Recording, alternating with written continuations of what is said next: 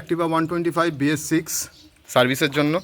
এই গাড়িটা আমার কাছে ভাই আগেও এসেছিলো, তো এটা মোস্ট প্রবাবলি ইয়ে থেকে সার্ভিস হতো, এটা কোথায় বলে, শোরুম থেকে। যাই হোক, ধরো একটা জায়গা নিয়ে তো এই হচ্ছে কাজ।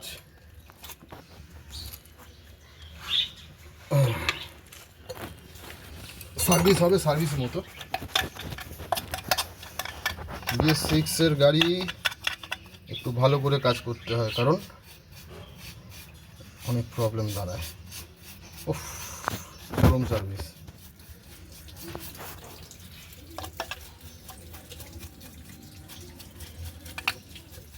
স্ট্রেট ধরে রাখ।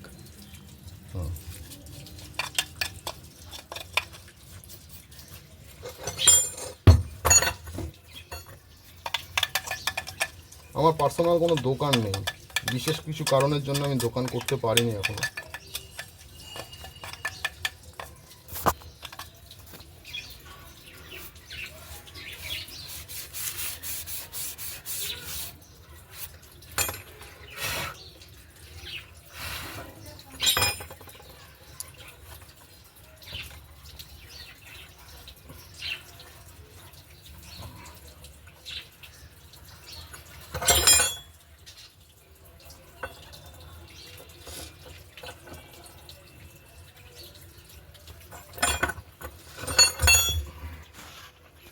এদিকে দাও, ব্রেক শু যা আছে চলে যাবে এখনো। এই হচ্ছে সার্ভিস, শোরুম সার্ভিস।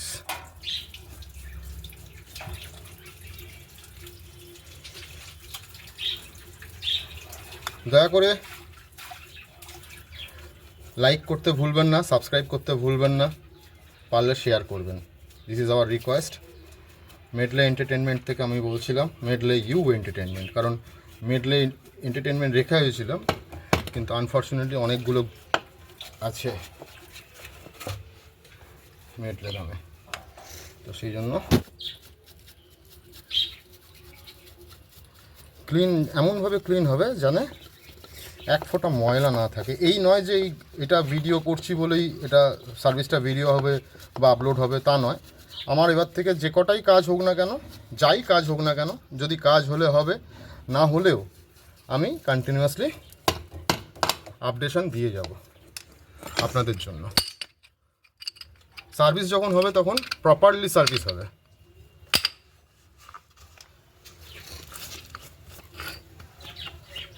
এখানে কোনো গ্রিজ দেওয়ার প্রয়োজন পড়ে না, কারণ এখানে একটা লোহা থাকে এই জায়গাটাতে। এই দেখুন, এইখানটায় লোহা থাকে। হ্যাঁ, স্প্রিংয়ে একটু দিলে ভালো হয়, কারণ স্প্রিংয়ে সিজ কষ্ট হবে।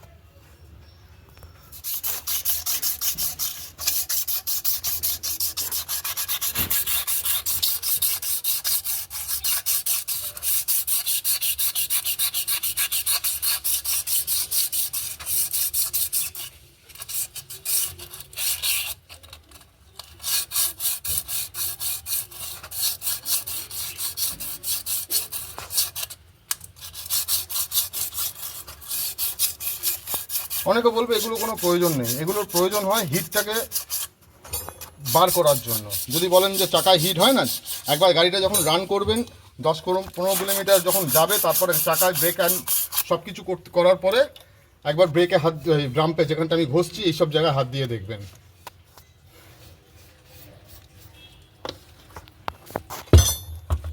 ভিলেন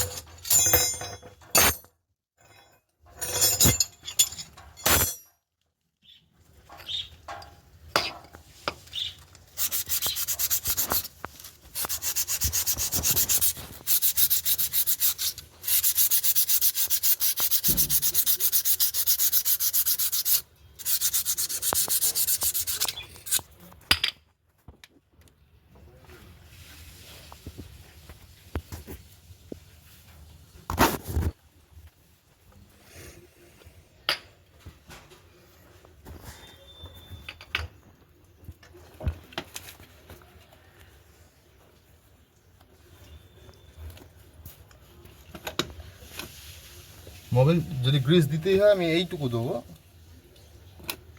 কারণ খেলে এই জায়গাটা।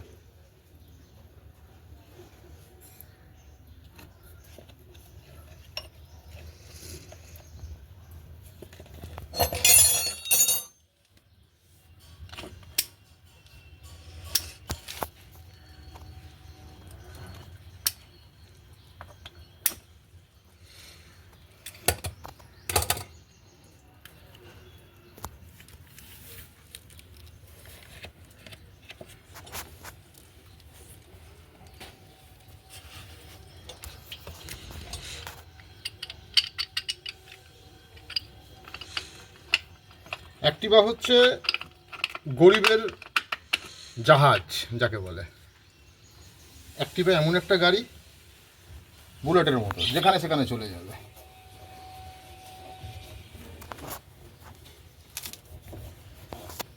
হার্ডি গাড়ি, সার্ভিস প্রচুর, কিন্তু এখন BS6 হওয়ার পর একটু চাপ হয়ে গেছে, কারণ স্পেয়ার পার্টসের দাম প্রচুর। পজ আর পজ করে দেয়।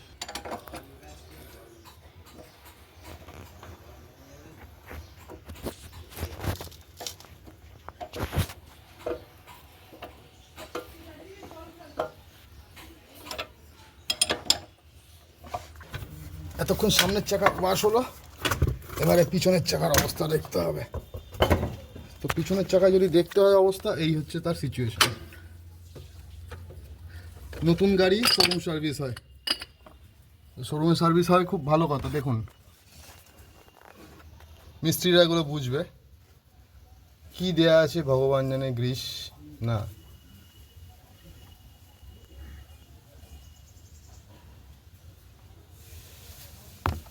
এখানে কি করতে গ্রিস দিয়েছে আমি জানি না। যাই হোক, পরিষ্কার করা হোক, তারপর দেখাচ্ছি চেঞ্জ করে। পরিষ্কার করে আপনাদের দেখানো হচ্ছে। দেখুন এখনকার সিচুয়েশনটা দেখুন, বুঝতে পারছেন কতটা ক্লিয়ার হয়েছে। আরও ক্লিয়ার হতো, কিন্তু সার্ভিসে আর একটু দেখি। এইগুলো সবসময় ক্লিয়ার রাখতে হয়, দেখেছেন।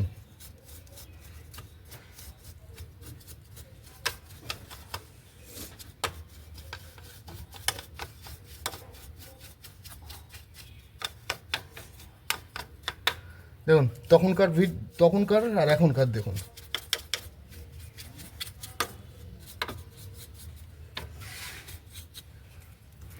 এই ডিফারেন্স হলো। ঠিক সমপদ্ধতিতে এটাও পরিষ্কার হবে, যাকে বলা একদম 100% ক্লিন করতে হবে। দেখেছেন, লাইটটা জ্বালিয়ে নি, দেখেছেন, এই হলো সিচুয়েশন। ড্রাম পুরো ময়লা। এবারে পরিষ্কার করে আপনাদের দেখাচ্ছি।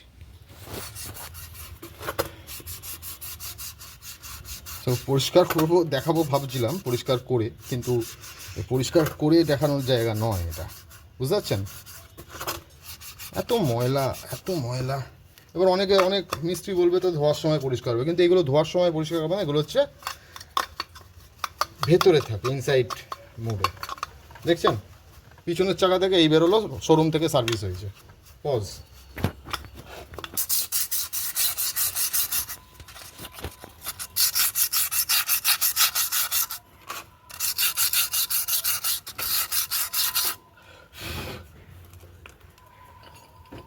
ডাম্পগুলো তো কী করে রেখেছে, এই ব্রেক শুগুলো। এটার প্রবলেম ছিল, ইঞ্জিনের সেন্সর প্রবলেম ছিল, দেখা যাক।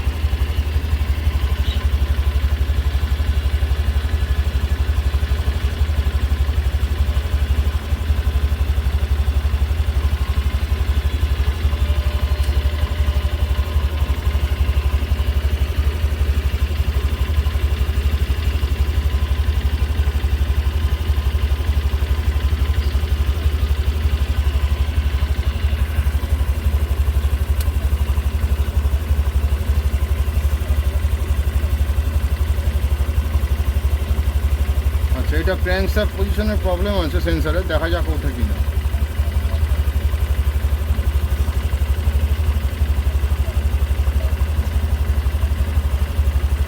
ফল্ট কোড উঠিয়ে দেওয়া হয়েছে,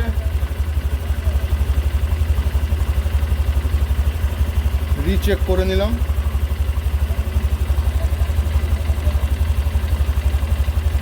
আর একবার দেখবো আছে কি নেই crankshaft sensor position.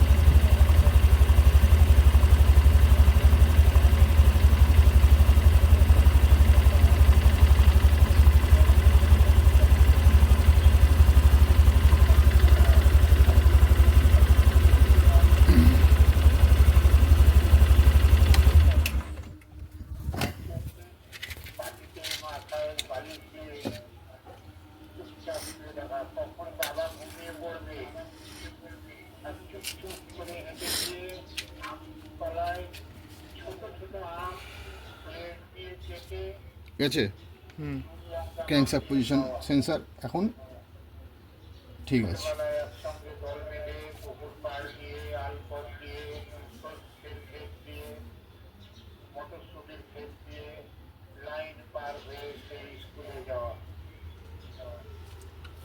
Others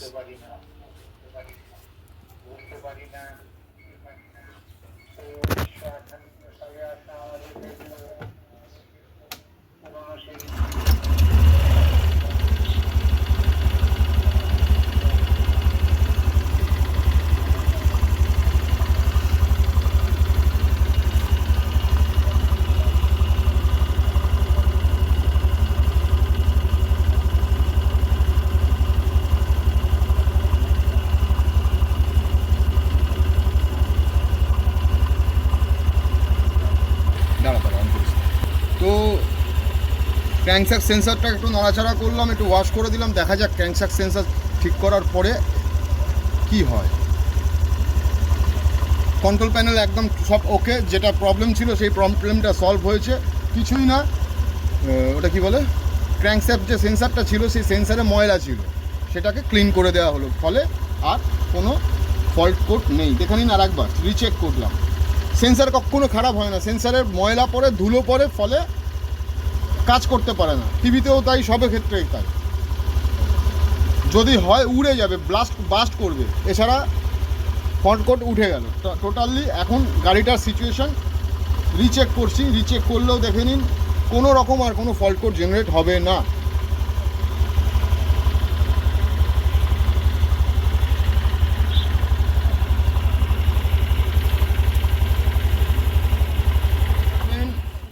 BLC কাপলারটা বন্ধ করতে হবে সবসময়।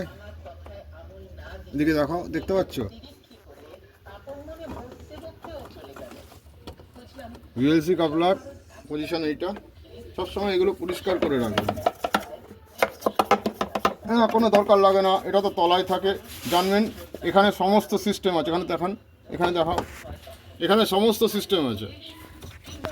এগুলো যে ধুলোটা শুধুমাত্র ধুলো বলতে কি মাটির ধুলো নয়, আমরা ধুলো বলতে মাটির ধুলো বুঝি, কিন্তু ওখানে লোহা, আয়রন রাস্ট, অ্যালুমিনিয়াম রাস্ট, বিভিন্ন রাস্ট থাকে, যার জন্য ঢুকে গেলে পরে এখানে চারখানা ফিউজ, 5খানা ফিউজ আছে। এদিকে তোলো, এখানে 5খানা ফিউজ আছে। 5খানা ফিউজের মধ্যে 7.5 আর হচ্ছে 15 অ্যাম্পিয়ারের দুখানা, একটা 15 অ্যাম্পিয়ার আর 7.5-এর এতগুলো রয়েছে। এখানে যদি আমি ক্লিন না করি, এখানে যদি কোনো রকমভাবে ডাস্ট ঢুকে গিয়ে যদি আটকে যায়, মানে থেকে যায়, অনেক অনেক অনেক বড় প্রবলেম হতে পারে।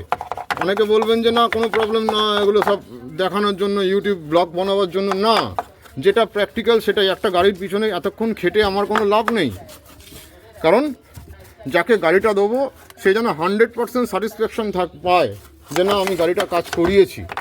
এই গাড়ি চকচকে করে ছেড়ে দিলাম মানেই গাড়ির কাজ হলো না। আমার গাড়িতে এখানে কোনো চকচকের কাজ হয় না।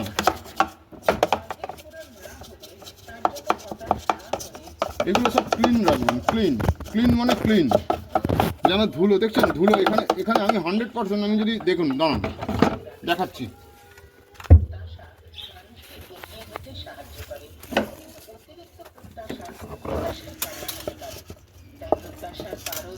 দেখছেন,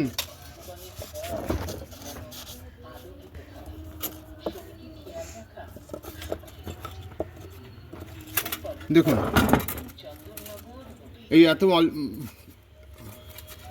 এগুলো সব বালির টুকরো। এটা ম্যাগনেট আছে, এই দেখুন, সরি, এটা ম্যাগনেট আছে, অর্থাৎ বালি এর মধ্যে থাকে, বালির সঙ্গে সঙ্গে মেটাল ডাস্টও থাকে। অর্থাৎ যখন ক্লিন করবেন, মানে যখন সার্ভিস যেই করুক না কেন, এগুলো দয়া করে ক্লিন করে দেবেন। সেই জন্য আপনি 450 জায়গায় 500 চার্জ নিন, দ্যাটস নট প্রবলেম, বাট এগুলো ক্লিন রাখবেন।